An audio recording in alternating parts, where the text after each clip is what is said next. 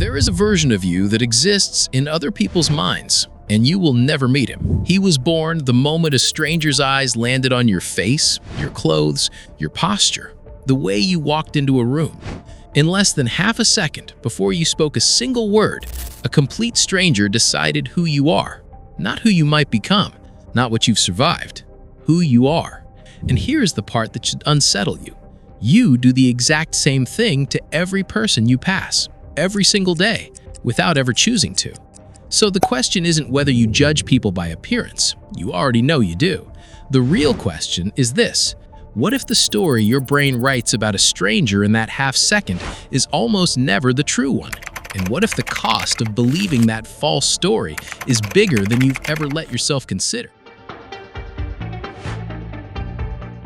Think about the last time you walked into a coffee shop, or sat on a train, or scrolled past a stranger's photo online. Somewhere in that moment, without asking permission from the rational part of your mind, a verdict was reached. The tired-looking man in the wrinkled shirt? Lazy, maybe. The woman in the expensive coat who didn't smile back? Cold, probably stuck up. The teenager with tattoos crawling up his neck? Trouble. You didn't decide to think these things. They simply arrived, fully formed, like weather. And most of the time, you never find out you were wrong. That's the quietly devastating part. The story closes before it opens. The man in the wrinkled shirt drives home to a hospital room where his wife is fighting for her life, and he hasn't slept in 2 days. The woman in the coat didn't smile because she just found out 20 minutes earlier that she didn't get the promotion she'd spent 3 years working toward. The teenager with the tattoos is saving every tip he earns to put himself through nursing school because his little sister almost died of an illness no one caught in time. None of that reaches you. All you keep is the verdict, and the verdict feels true because it arrived with such speed and such confidence that it never occurred to you it might have been manufactured.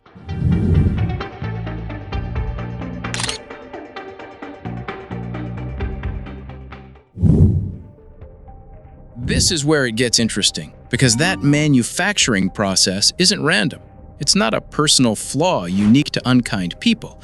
It's something wired so deep into the architecture of the human brain that even the most compassionate, thoughtful person on Earth cannot fully switch it off. Here's the mechanism hiding underneath it. Your brain did not evolve to be fair. It evolved to be fast.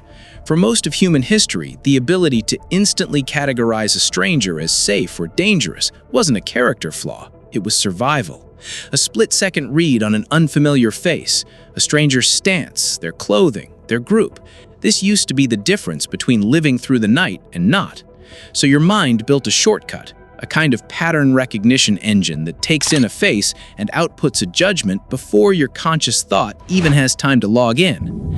Psychologists call this thin slicing, the brain forming a confident impression from a tiny sliver of information, often within a few hundred milliseconds. The unsettling part is that this system doesn't feel like guessing. It feels like knowing. Because it happens below the surface of conscious awareness, the judgment arrives disguised as intuition, as gut feeling, as fact. You don't experience it as, "my brain built a shortcut." You experience it as, "I can just tell." And that confidence is precisely what makes it so dangerous, a distorted signal wearing the mask of truth. Layered on top of that ancient wiring is something more modern, and in some ways more corrosive: social conditioning. From childhood, you absorbed thousands of silent lessons about what success looks like, what danger looks like, what worth looks like. Advertising taught you what an attractive body should look like. Media taught you what a criminal looks like. Class taught you what classy looks like. None of these lessons arrived as arguments you could evaluate and reject. They arrived as atmosphere, soaked into you before you have the tools to question them. By adulthood, they don't feel like beliefs anymore. They feel like observations. And here's the mechanism that makes it self-reinforcing. Once your brain forms a first impression, it doesn't stay neutral and wait for more evidence. It starts hunting for confirmation. This is confirmation bias at work. Your mind quietly filtering everything that happens next through the lens of the verdict it already reached. If you decided in the first 3 seconds that someone is arrogant, you will notice every slightly clipped sentence, every moment they don't ask about you, and you will file it as proof. You will not notice the 10 other moments that would have complicated the story, because your brain isn't looking for complexity. It's looking for consistency with what it already decided. There's a landmark body of research in social psychology that captures exactly how automatic this process is. Studies on thin slicing, pioneered by researchers like Nalini Ambady, found that people could predict things like teacher effectiveness with surprising accuracy from a silent 6-second video clip. No words, just body language. On one hand, that's a remarkable testament to human pattern recognition. On the other hand, it reveals something darker. If 6 seconds of silent footage is enough to shape a judgment that sticks, imagine how easily a stranger's face, clothing, or skin tone can trigger conclusions that have nothing to do with 6 seconds of accurate reading and everything to do with old, unexamined associations. Neuroscience adds another layer. Brain imaging studies have shown that when people view faces, particularly unfamiliar ones, the amygdala, the brain's threat detection center, activates rapidly, often before the more deliberate reasoning regions of the prefrontal cortex have a chance to weigh in. In other words, your emotional alarm system gets a head start on your rational mind. By the time your slower, wiser thinking catches up, the emotional verdict has often already colored how that rational evaluation unfolds. You're not thinking clearly about a stranger. You're rationalizing a feeling that arrived first. None of this means you're broken or cruel or uniquely biased. It means you're human, running ancient software in a world that has changed faster than your biology ever could. But understanding the mechanism is where your power begins. Because a bias you're aware of is a bias you can catch. A bias you've never examined will simply keep running your life in the background, quietly narrowing who you let in and who you write off, and you'll never even notice the cost, because the people you misjudged will simply never get the chance to prove you wrong. Let me tell you about a man named Elias. Elias was the kind of person people crossed the street to avoid. Not because he'd ever hurt anyone, he never had, but because of what he looked like standing at a bus stop at 11 at night. Broad shoulders, a jacket 2 sizes too big, patched at the elbow, a face that had aged faster than his years, weathered by years of manual labor and worse years of sleeping in places that weren't meant for sleeping. He'd lost his job in a factory closure a decade earlier, lost his apartment 8 months after that, and lost, somewhere in between, the version of himself that used to shave every morning and iron his shirts before work. For years, Elias existed in the periphery of a small town's attention, the man people didn't quite look at, the shape they walked around. Store owners watched him a little too closely. Parents nudged their children to the other side of the sidewalk. He absorbed all of it. He didn't argue with any of it. Not because he agreed, but because he had learned, painfully, that arguing with a verdict people have already reached about your face rarely changes anything. It just makes you the difficult version of the thing they already decided you were. Then, one winter evening, a teenage boy named Caleb was sitting alone at that same bus stop, in obvious distress. Phone dead, hands shaking, 3 miles from home with no way to call anyone, and a storm rolling in. Every adult who walked past him that evening saw a teenager, and for one reason or another, kept walking. Elias didn't. He sat down at the far end of the bench, said nothing threatening, simply asked if the kid needed to borrow a working phone. He waited with him for 40 minutes until Caleb's father arrived, refusing the $20 bill the father tried to press into his hand, saying only that he remembered what it felt like to have nobody stop. Caleb's father, it turned out, ran the hardware store 2 blocks away. He didn't forget. 3 weeks later, he offered Elias a job stocking shelves, not out of pity, he'd later say, but because he'd watched in real time how Elias treated someone who had nothing to offer him in return. That's not a small detail. That's the entire test that appearance-based judgment fails every time. Character reveals itself in exactly the moments when no one is around to be impressed by it, and appearance tells you absolutely nothing about what a person does when nobody's watching. Elias is doing fine now. Not because his story got a cinematic reversal, but because one person, for one evening, let the moment override the verdict his face had been handing him for years. That's the entire lesson sitting inside this story, and it's worth sitting with before we move forward. The people most easily misjudged by appearance are often the ones with the most invisible strength, precisely because the world gave them the most practice at surviving being underestimated. So let's break this down into something you can actually carry with you, because awareness alone doesn't change behavior. Understanding has to turn into practice. The first lesson is this: your first impression is a hypothesis, not a conclusion. When your brain hands you an instant read on someone, that's not truth arriving, that's a guess dressed up in the costume of certainty. The moment you catch yourself thinking, "I can just tell," that's your cue to slow down, not speed up. Try this the next time it happens. Silently ask yourself, what's a completely different explanation for what I'm seeing? You don't have to believe the alternative, you just have to prove to your own brain that alternatives exist, which weakens the grip of the first one.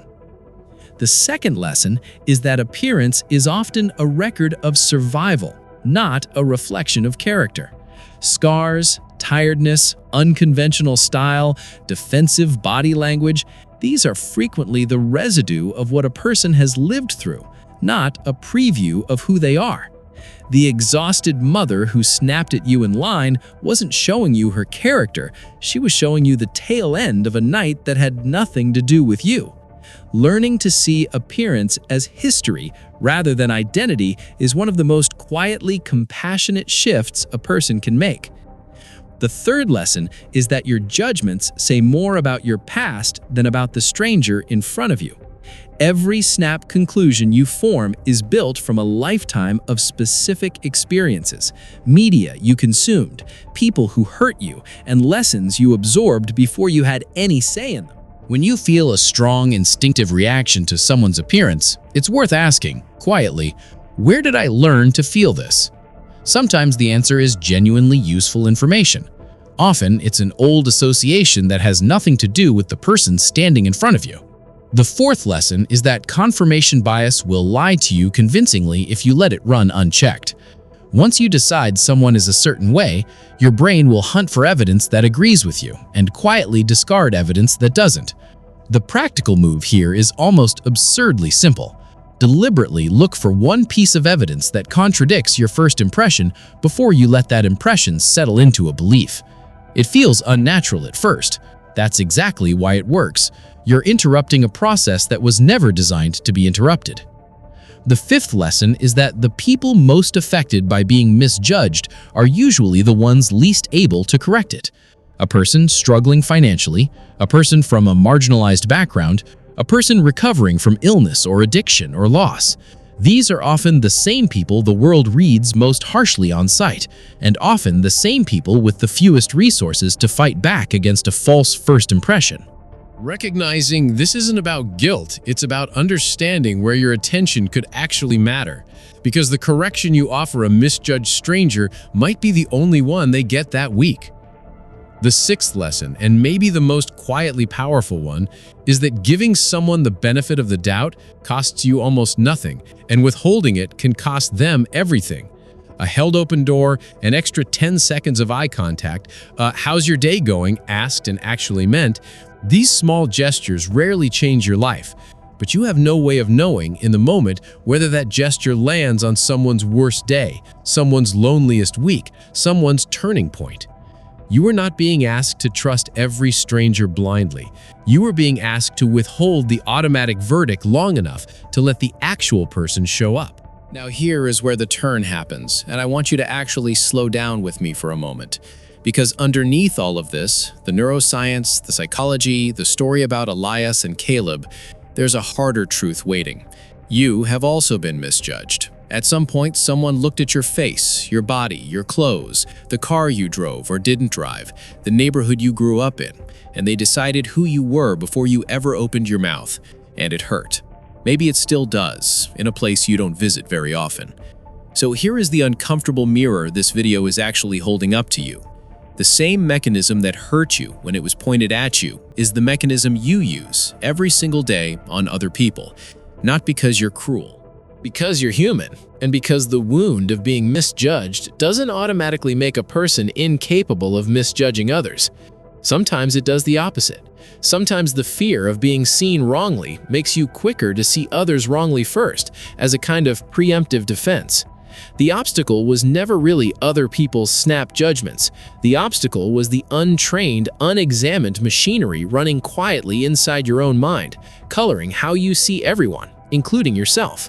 Because here's the part almost no one says out loud: you judge yourself by appearance too. The mirror gives you a verdict just as fast and just as unreliable as the one you hand out to strangers. And if you've spent years believing the verdict your own reflection hands you, then learning to question your judgments of others might be the first step toward finally questioning the judgment you've been carrying about yourself. So, what do you actually do with all of this? Start small and start specific. Tomorrow, pick one stranger you'd normally judge instantly. Someone at the gas station, someone on the subway, someone in line ahead of you, and give them a 2-second longer look than usual. Not to stare, but to silently remind yourself that there's an entire unseen life behind that face. You don't need to talk to them, you just need to interrupt the automatic verdict with a conscious pause. When you notice a strong instinctive reaction to someone's appearance, name it internally in plain language. I just made a snap judgment about this person. Naming the process pulls it out of the automatic and into the observable, and things you can observe are things you can question. Practice one small act of benefit of the doubt each day. It can be as tiny as assuming the driver who cut you off is rushing to an emergency rather than assuming they're careless. It can be as simple as smiling first at someone whose expression you're tempted to read as unfriendly. These are not grand gestures, they're repetitions, and repetitions are how the brain rewires anything. Once a week, actually ask someone a question you wouldn't normally ask: the coworker you've quietly written off, the neighbor whose look you've never liked, the person behind the counter whose day you've never once considered. Ask them something real. How's your week been? What's kept you busy lately? Then actually listen to the answer, because the answer is where the false verdict usually collapses. And finally, extend this same patience to yourself. The next time you catch your own mind delivering a harsh verdict about your reflection, your body, your face, treat that judgment with the same suspicion you're now learning to treat your judgments of strangers. It arrived fast. It feels certain. That doesn't make it true. Somewhere out there, right now, someone is walking past a stranger and deciding in less than a second who that person is. They'll never know they were wrong. The stranger will simply walk on, carrying a story no one asked to hear, misjudged and unremembered. You don't have to be the person who keeps walking. The next verdict your mind hands you about someone's face is not a fact. It's an invitation to pause, to wonder, to look twice at a world that is always, quietly, more complicated than it first appears. And maybe that's the real measure of a person. Not what they see in the first half second, but what they're willing to see after.